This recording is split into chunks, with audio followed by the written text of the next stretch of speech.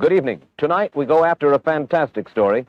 The story that flying saucers from other worlds are visiting our planet, just as we are exploring outer space with our own rocket satellites. Our guest is former Marine Air Corps Major Donald Keyhoe, who has the support of scores of prominent businessmen, military men, and some scientists in his campaign to prove that flying saucers exist. If you're curious to know why Major Keyhoe charges that the United States Air Force is deliberately deluding us when it calls saucer stories the bunk, if you want to hear his own evidence that the saucers are real, and his reaction to the claim of two Americans who say they've spoken with men from Venus, we'll go after those stories in just a moment. My name is Mike Wallace. The cigarette is Parliament. The new high-filtration filter, Parliament, presents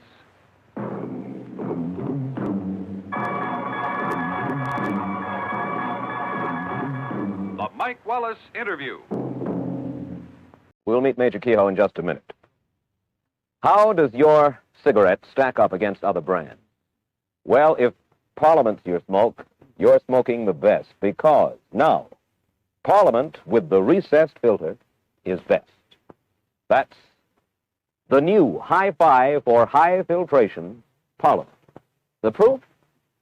Well, suppose I show you. First, Parliament is best because only Parliament can give you over 30,000 traps. No other popular cigarette delivers less nicotine and tar. Second, unlike ordinary filters, Parliament's filter is recessed, set deep down inside here, so that trapped nicotine and tar can't get on your lips. And third, because it's recessed, there's no bitter taste of concentrated nicotine and tar to spoil Parliament's pure tobacco flavor. These filter findings are confirmed by the United States Testing Company.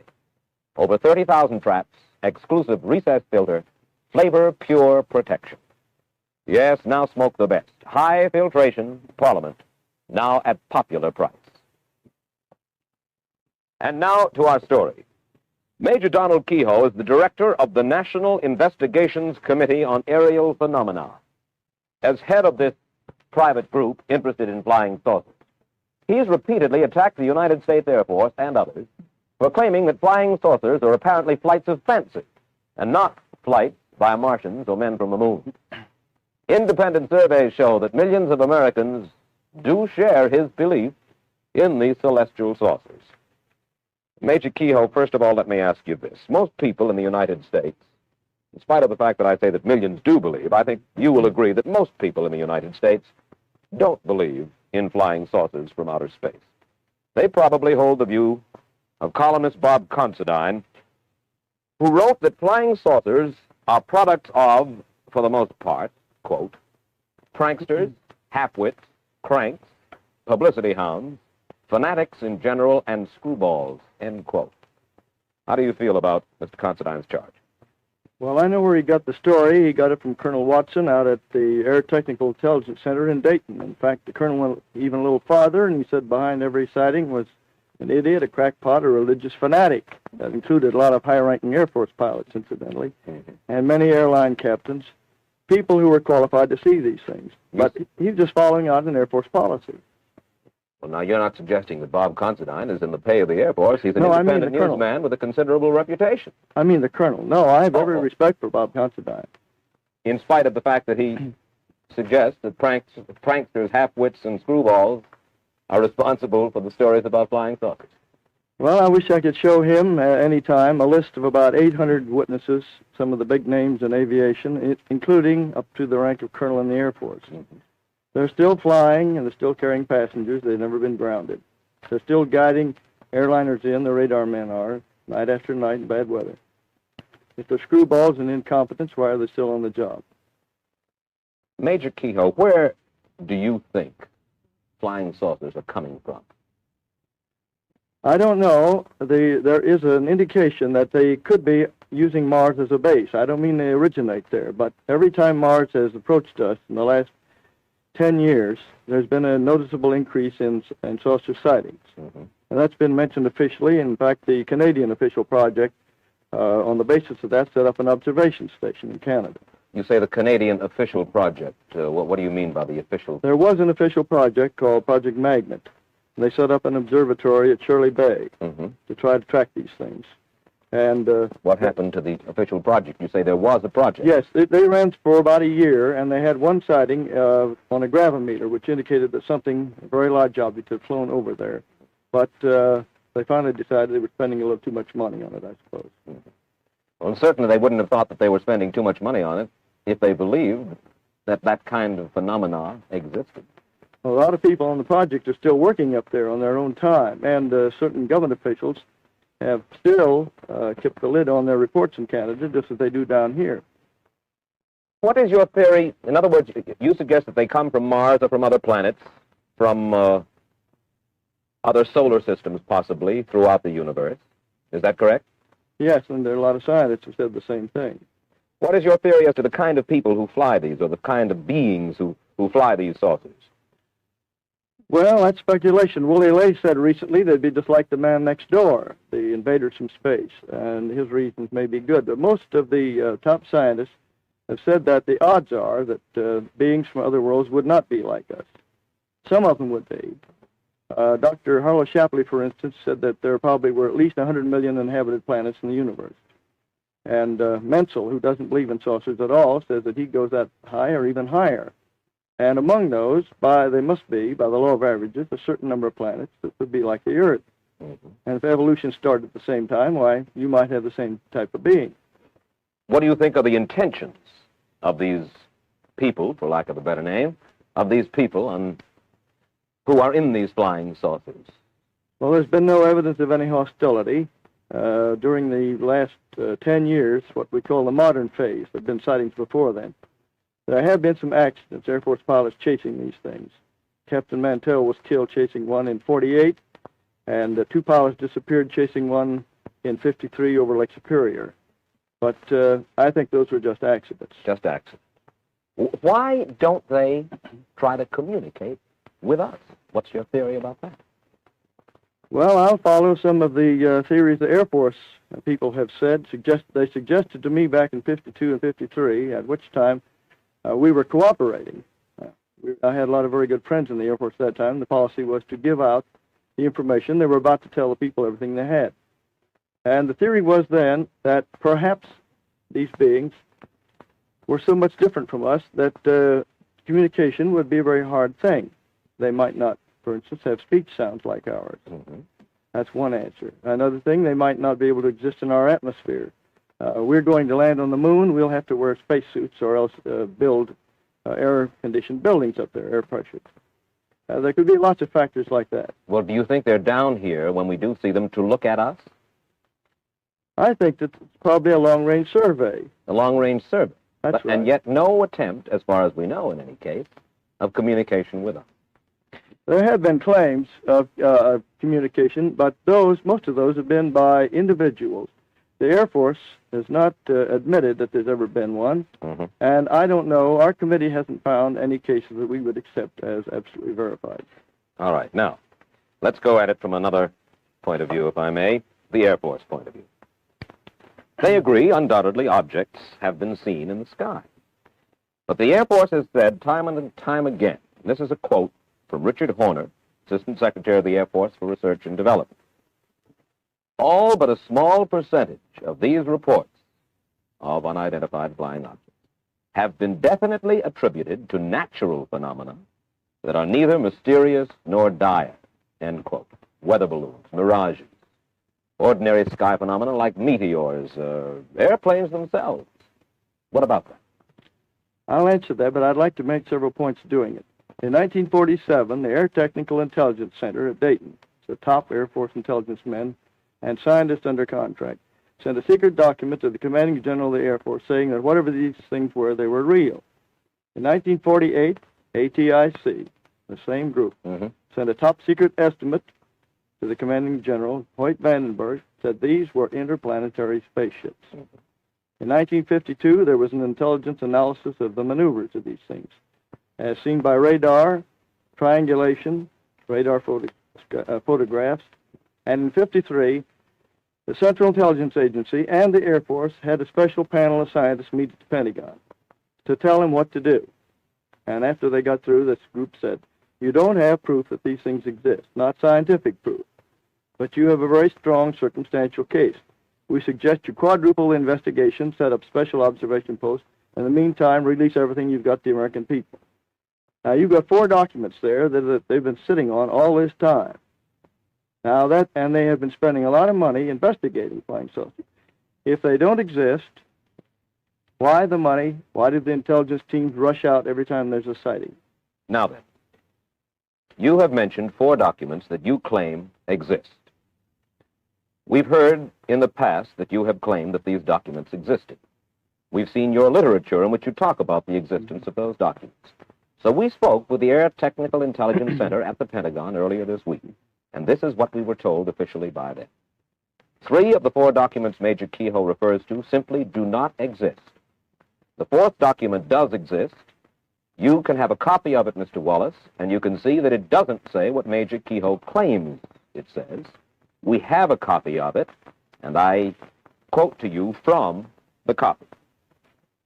The Air Force document says just this: "The panel recommends that the national security agencies take immediate steps to strip the UFOs of the special status they have been given and the aura of mystery they have unfortunately acquired.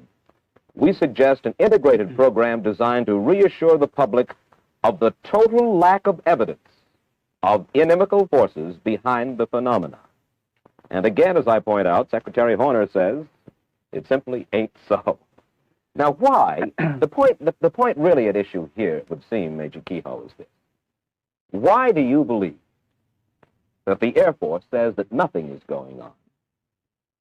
Why do you believe that it's a fairly serious charge that I know you make. it is. You make the charge that the United States government is withholding from the people of the United States certain very important information. Why? What would their motive be for withholding that kind of information from us? Well, I'll answer that, but I would also like to show you some proof that they are withholding it. The reason that was given to me when they were working with me back in 52 and 53 was, first, that they were afraid of hysteria. Remember the Orson Welles show way years back when he scared people into the hills with the idea of invading Martians? Then they were also afraid that it would upset organized religion. That was a smaller factor, but there was some fear of it. Later, they were afraid that these accidents, when interceptors had chased these things and had been lost or had crashed, might be considered proof of hostility. Now, I would never have put my name on anything if it were a matter of personal opinion. I've talked to and read the reports of hundreds of pilots and radar men and guided missile trackers who've seen these things, and some of them are very important names. The Air Force says they have this down to 1.9%, but you'll notice the word current in there. They mean we are currently explaining. Now, I have in my possession a copy of Special Report 14, which is their Bible on this. In the back, it has a table showing that 3,201 cases they examined, 19.5% were unsolved, and they admit they still are unsolved.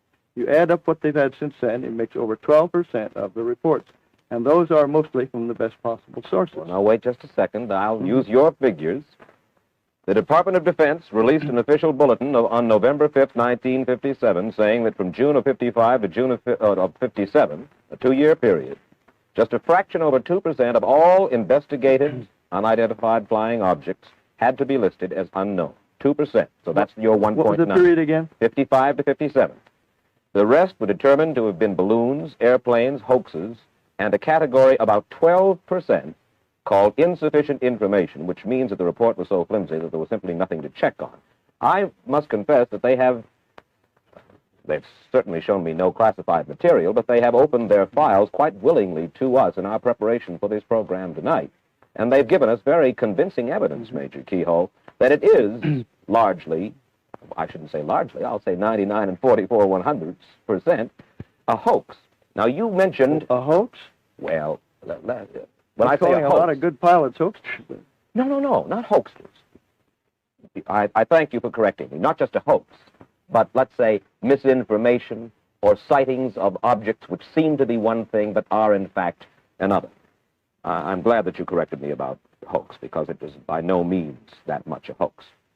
But you mentioned a Dr. Donald Menzel, who's a professor of astrophysics at Harvard before. Now, I think you will agree that he's one of the world's most distinguished astrophysicists. Is that not so?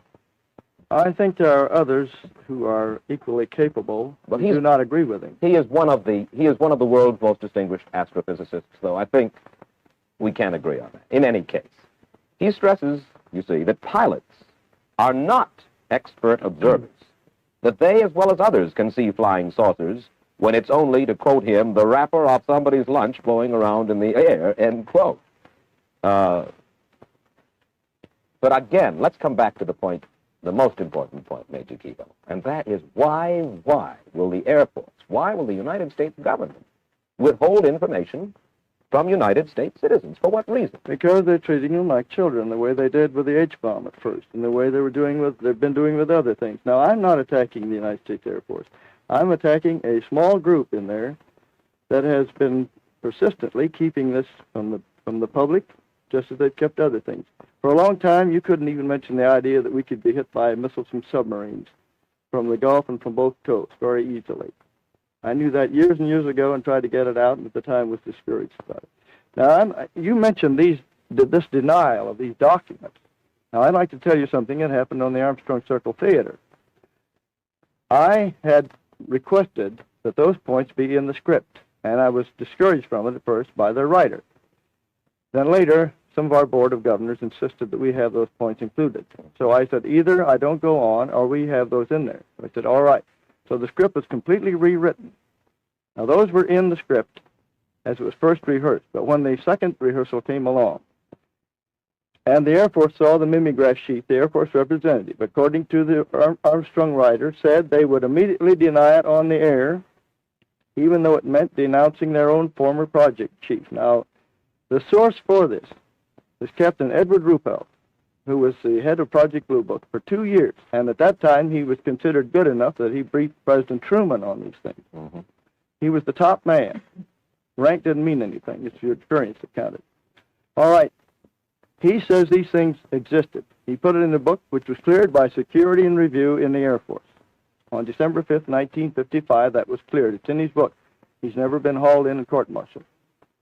Now, I have here, and if you'll allow your camera to come in on it, this is a sheet from the script of the Armstrong Theater, which was deleted. This was crossed off, and I was told that I couldn't say it on the air. Mm-hmm. Now, that was censorship by intimidation. This can be matched up with the other sheets from the Armstrong Circle script, and any typewriter expert will show you. Well, I'm certain they ordered it taken out. I'm certain that people believe you. The only thing is that the next morning I distinctly remember reading a report by you, Major Keyhoe, to the effect that no censorship, no pressure of any kind had been put upon you. I'm sorry, Mr. Wallace. I know that statement almost by heart. Yes. I said that CBS and the Armstrong people were not to blame for cutting me off the air when I tried to mention the fact that a Senate committee was working on the secrecy angle. I never mentioned this that night to anyone because I had promised that I wouldn't say anything about it on the air, the Armstrong people. It was taken out, and I will do this. I will ask the United States Air Force to have the Marine Corps put me on active duty for court-martial if that is not the case. Major Keyhoe, I understand you have 3 new reports on file, which in your opinion, you have them currently on file. They're new reports, and these, in your opinion, would convince every person in this country that flying saucers are a fact. Is that correct? They should convince a lot of people because of the names involved. Tell us about it. I told your interviewer in Washington that I couldn't mention the names because they were too high. One of them is a top scientist in this country whose name would be known to everybody. Well, why wouldn't he want his... Because he's afraid of the official ridicule. He's afraid of official ridicule? That's right. More afraid of official ridicule than of possibly alerting the country to a serious national danger? You'd be surprised how many people give us reports, and they say, please keep my name confidential. Well, I'll give you one report which came to us. The name has to be left out. In 1951, a UFO circled the fleet in Korean waters. It circled it at high speed, and they launched several planes to try to get a close in on it. They got a radar lock on. That is, the radar was guiding the planes toward the object. Mm-hmm. This was picked up by radars on 14 naval vessels. This object circled about for a half an hour or more, and then it took off at a speed way over in excess of 1,000 miles an hour. Mm-hmm. This report was certified, and 9 members of our Board of Governors saw it, signed it, and agreed that they had seen it, and agreed to the contents. Yeah. There is another report that just came in from 4 top missile designers or engineers at one of the big plants in this country. They saw an elliptically shaped object and 2 small round disc-shaped objects flying with it over California, November 11th, 1957, at a speed of at least 5,000 miles an hour. These men are well qualified to know what they see, with broad daylight, not a cloud in the sky. There have been cases even where the Air Force has shot at these things. Now, if there's nothing there and they don't exist, why do they shoot at them? You mentioned Mr. Horner. The day after Mr. Horner said that the Air Force was not concealing anything, Captain Gregory Oldenburg, a public information officer at Langley Field, refused to let an ad be inserted in the Langley Base Flyer, their newspaper, which asked that anybody interested in UFOs please communicate and form a little group. He said, I must refuse to do this because the dissemination of information on UFOs is contrary to Air Force policy and Air Force Regulation 200-2. And I have a copy of it here in case you want to see it. Well, Major Keyhoe, I must say that the Air Force tells us they don't question your motives, but they do question the accuracy of a good deal of your information, and for that reason they say you have been, and were they to, in a sense, throw open an invitation to all people who cite UFOs to get in touch with them once again.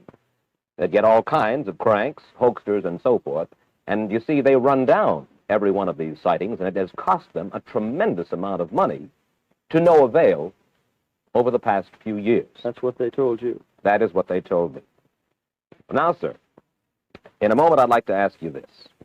In the past few years, millions of flying saucer enthusiasts have become excited about the stories of 2 men, George Adamski and Howard Menger. Both of them claim to have seen flying saucers. Mm-hmm. Menger claims to have been given a ride in one by some creatures from Venus. Adamski says he's chatted with a man from Venus in the California desert.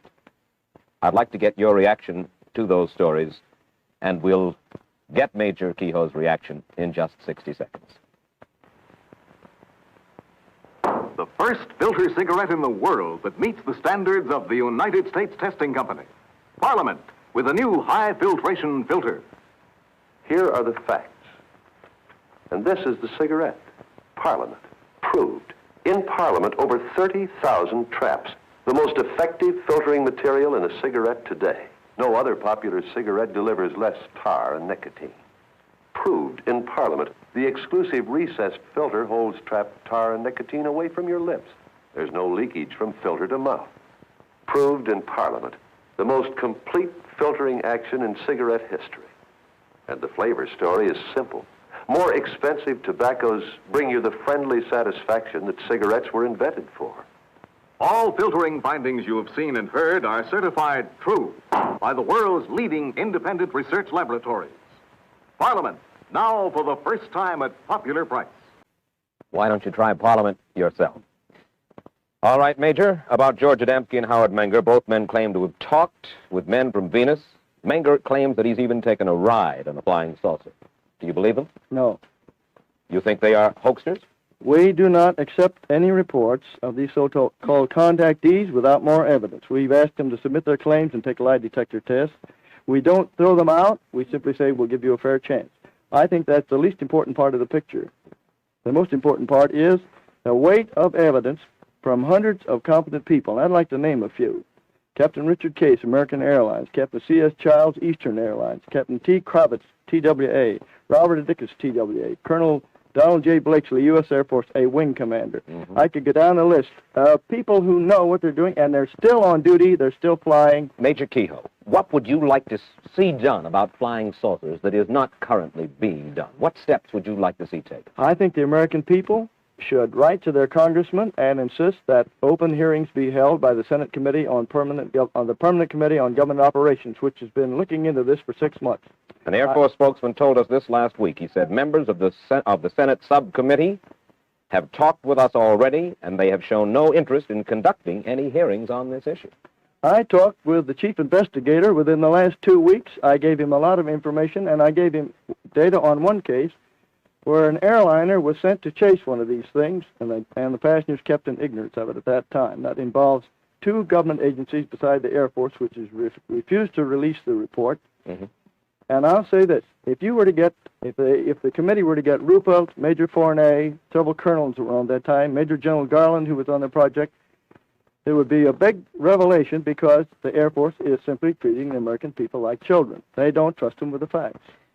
You know, here is an interesting question, Major. The United States and Russia have started sending satellites into the sky, and we may be hitting the moon with a rocket soon, possibly Mars. You believe that creatures from outer space have space stations on Mars. What's going to happen when we start firing rockets at the moon or at Mars? And that question's already been brought up. We expect to have a base on the moon within the next 5 years. It's possible that there is a base on there. I don't say there was any proof of it. Is it possible we're going to start an interplanetary war when we start sending our rockets to the moon and to Mars? In 1955, General Douglas MacArthur said the next war would be an interplanetary war, and we'd have to unite against people from other planets. One last question, Major Keyhoe. Have you ever seen a flying saucer? I've seen them tracked on radar, but I take the word of about 800 of the best witnesses in this country and abroad. But you yourself have never seen a flying saucer? I've just been a reporter, and a careful one. Thank you very much, Major Donald Keyhoe.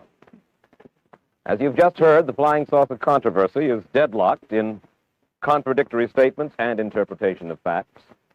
As for Major Donald Keyhoe himself, like most of us, he's never seen a flying saucer, which may just make him like a mystic who's never seen a ghost. But one must give him credit. He has much faith. In a moment, I'll bring you a rundown on next week's guest, one of the giants of the entertainment business. Tonight, this very minute, right now, Parliament with the recessed filter is best. Best in everything that counts. And here's why. First, over 30,000 traps in this filter. No other popular cigarette delivers less nicotine and tar. The second, unlike every other filter, Parliament's filter is recessed. It's set deep down inside here, so that trapped nicotine and tar can't get on your lips. And third, because it's recessed, there's no bitter taste of concentrated nicotine and tar to spoil Parliament's pure tobacco flavor. These filter findings are confirmed by the United States Testing Company. Smoke the best. High filtration Parliament, now at popular price. Next week, we go after the story of a giant in show business. You see him behind me now. He's Oscar Hammerstein II, who collaborated on some 40 musicals, including the Rodgers and Hammerstein classics Oklahoma, Carousel, The King and I, and South Pacific, the last of which is soon to be released as a Hollywood film. If you're curious to hear Oscar Hammerstein talk about the changing face of show business, about the suggestion that his books and lyrics are naive and stickily sentimental, and if you want to hear Oscar Hammerstein discuss the controversial social and political beliefs that shape his stage work, we'll go after those stories next week. Till then, for Parliament, Mike Wallace reminding you to help keep the Red Cross on the job for us. Give generously. Good night. The Mike Wallace interview has been brought to you by the new High Filtration Parliament. Parliament, now for the first time at popular price.